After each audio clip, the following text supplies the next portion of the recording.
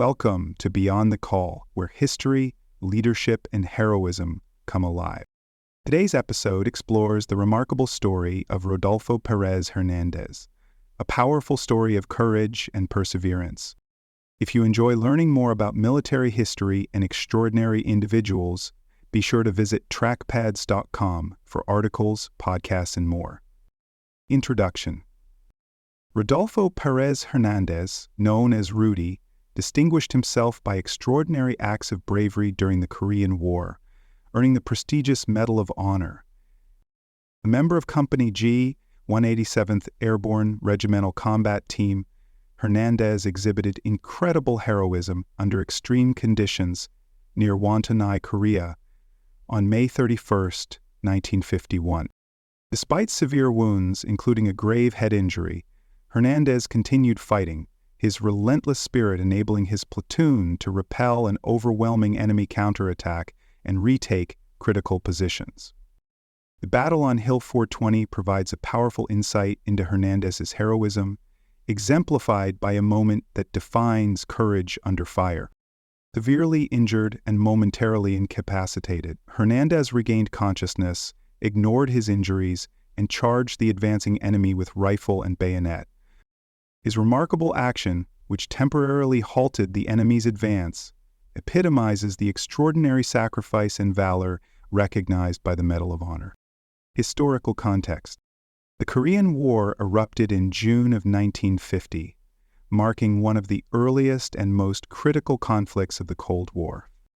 Following World War II, the Korean peninsula was divided along the 38th parallel into Soviet-controlled North Korea and United States-influenced South Korea. Tensions between these two ideological camps quickly escalated into open warfare when North Korean forces invaded the South, prompting a significant military intervention led by the United States under the auspices of the United Nations. Geopolitically, the Korean War represented a pivotal struggle between communism and democracy, with profound implications for global peace and security. Major world powers, including China and the Soviet Union, supported North Korea's aggressive campaign, providing logistical aid, arms, and troops. Conversely, South Korea received substantial military and economic support, primarily from the United States and other Western allies, highlighting the international stakes and ideological dimensions underpinning the conflict. Amidst this turbulent backdrop, key battles defined the course and outcome of the war, such as the fierce engagements at Pusan, Incheon, and Chosin Reservoir. These battles underscored the brutal, often fluid nature of combat, characterized by rapid territorial changes and intense fighting in challenging terrain. Soldiers faced freezing temperatures, relentless enemy offensives, and grueling close-quarter battles, severely testing their endurance and morale. Rodolfo Hernández served in the 187th Airborne Regimental Combat Team, a highly mobile and skilled fighting unit renowned for its effectiveness and tactical innovation. The 187th participated prominently in airborne operations and fierce ground engagements, establishing itself as a critical component of the United Nations efforts to regain lost territory. Hernández's Company G played an especially pivotal role during key counteroffensives, showcasing the airborne unit's remarkable bravery and resilience under extreme pressure. The battle at Hill 420 near Wontonai became a defining episode of the Korean War, symbolizing the gritty and relentless combat typical of the conflict. Situated strategically, control of the hill was essential for maintaining defensive positions and enabling further offensive operations. The ferocious counterattack by enemy forces on May 31, 1951, and the extraordinary heroism displayed by Hernández and his fellow soldiers underscore the immense personal sacrifices that ultimately defined this brutal, protracted war. Personal background. Rodolfo Pérez Hernández was born on April 14, 1931, in Colton, California, to parents of Mexican heritage. Growing up, Hernández experienced the challenges and aspirations typical of many young Americans of his generation, marked by the struggles of the Great Depression and the upheaval of World War II. Motivated by a desire to serve and defend his nation, Hernández enlisted in the United States Army in 1948 at the age of 17 with his parents' consent. After completing basic training, Hernández volunteered for paratrooper school, where he distinguished himself through rigorous airborne training. He served in Germany until the outbreak of the Korean War, when he and his unit were rapidly deployed to combat. Following his heroic actions and severe wounds in Korea, Hernández underwent extensive rehabilitation, eventually regaining partial use of his right arm and adapting to write with his left hand. After the war, he settled in Fayetteville, North Carolina, married, had 3 children, and became actively involved in veterans events, honored frequently for his remarkable bravery. Medal of Honor citation.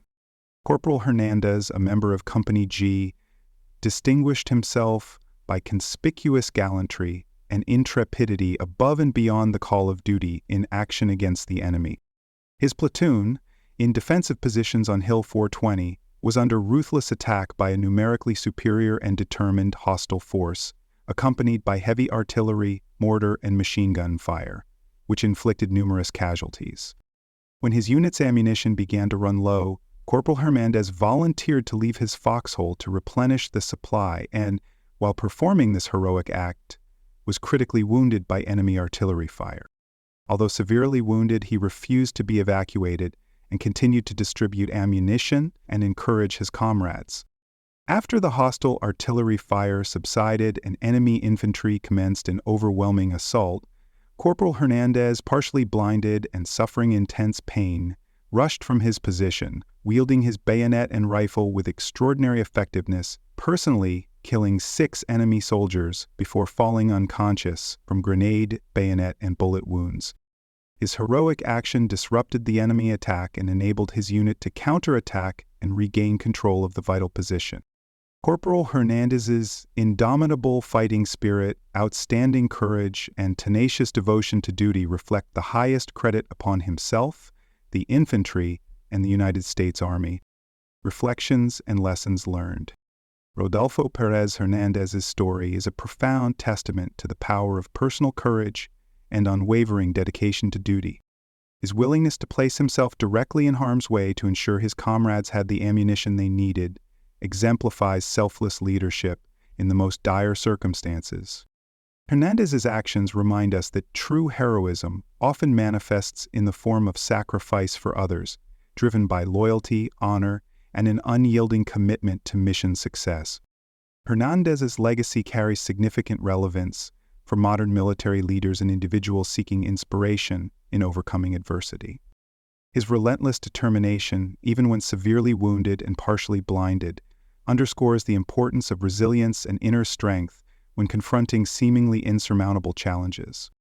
In contemporary contexts, whether in military operations, crisis management, or everyday leadership scenarios, Hernández's example illustrates that courage, perseverance, and clarity of purpose can profoundly influence outcomes even under intense pressure. The narrative of Hernández's valor serves not only as a historical lesson, but also as an enduring example of ethical courage. His actions reflect a deeply embedded moral compass, guiding him to prioritize his fellow soldiers' welfare above his own survival. Closing, thank you for joining me on today's episode of Beyond the Call. If you would like to dive deeper into more stories of bravery, leadership, and history, visit trackpads.com. Until next time, keep exploring, stay inspired, and remember, the lessons of the past shape the warriors of the future.